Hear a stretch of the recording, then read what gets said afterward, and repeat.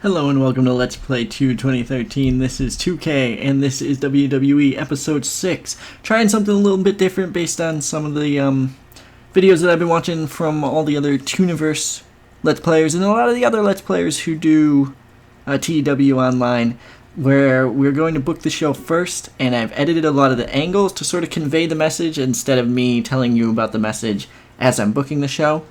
So that's how I'm going to book Raw and pay-per-views for this particular save. SmackDown and NXT will still be being booked the same way, so you don't have to worry about that. Let's get right into it, though. Let's get right into Raw.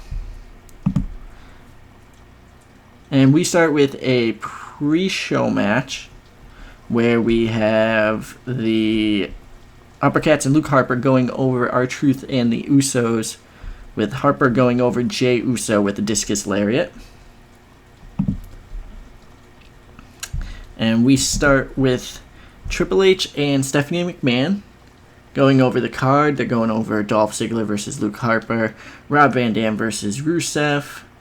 Stephanie says that she has heard the controversy. She too feels Roman Reigns is untested and undeserving of that WrestleMania main event that he won at the Royal Rumble. So tonight, he will go one-on-one with his old friend Dean Ambrose.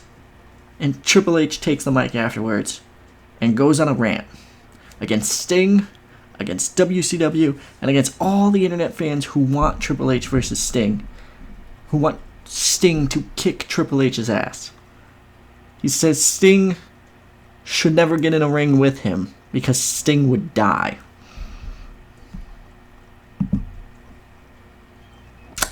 And these are things that I'm doing where to simulate commercials and simulate the things that WWE does.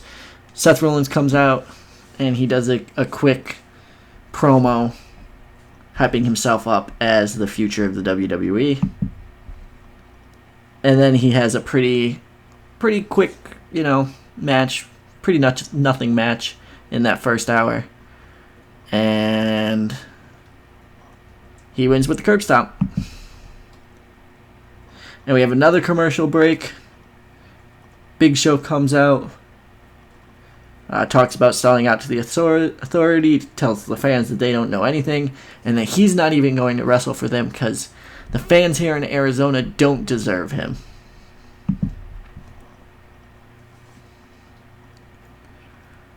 So instead of Big Show, they get The New Day versus Miz and Mizdow. And I guess the big point here, besides Xavier Woods and Kofi Kingston having decent chemistry with Xavier as a manager, is that Mizdow is the one who got the win with the figure 4 Miz lock. Well, the figure 4 leg lock.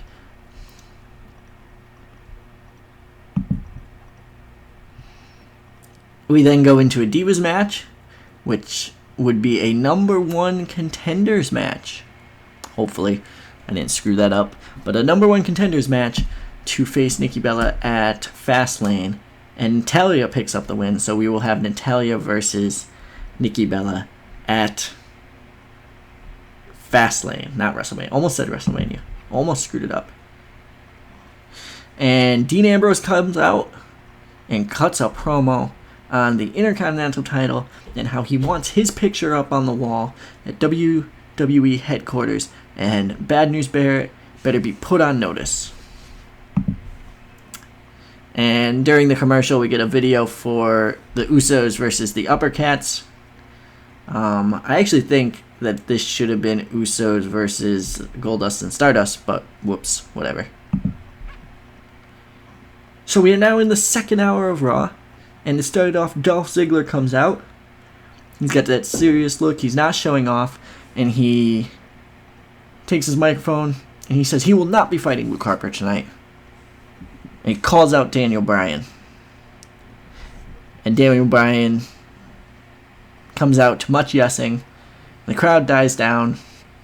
Daniel motions for Dolph to continue, and Dolph says instead of fighting Luke Harper, he's going to take the time to formally challenge Daniel Bryan to a match at WrestleMania.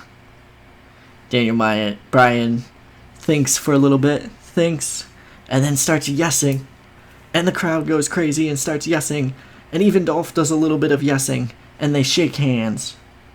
And instead of Dolph Ziggler versus Luke Harper, we get Dolph Ziggler and Daniel Bryan versus Golden Stardust.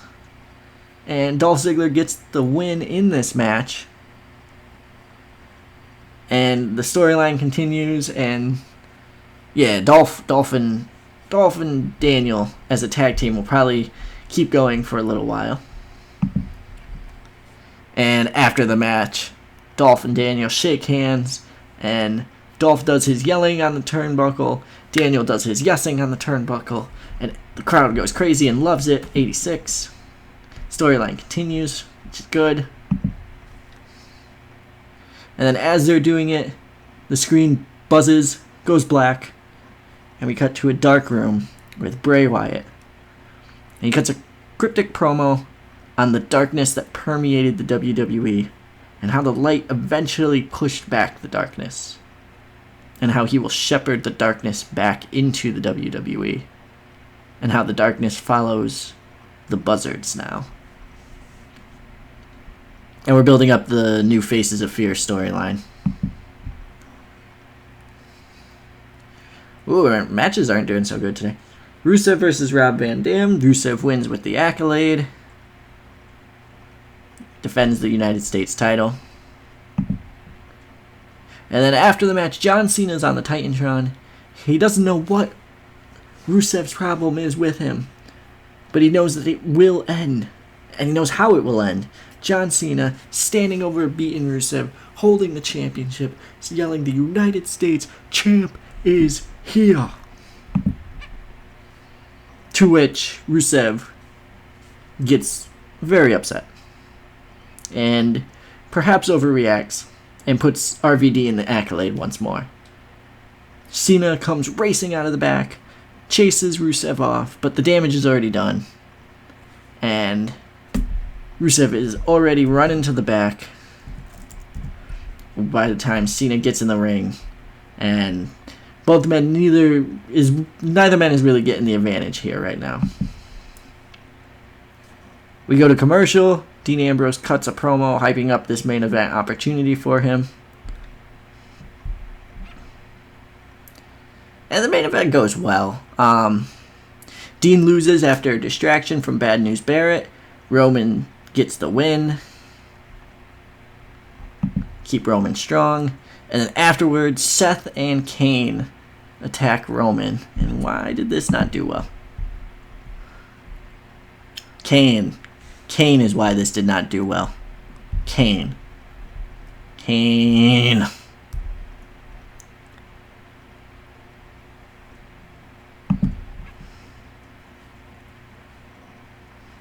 Hey, we still increased our popularity, got that 76, so there you go.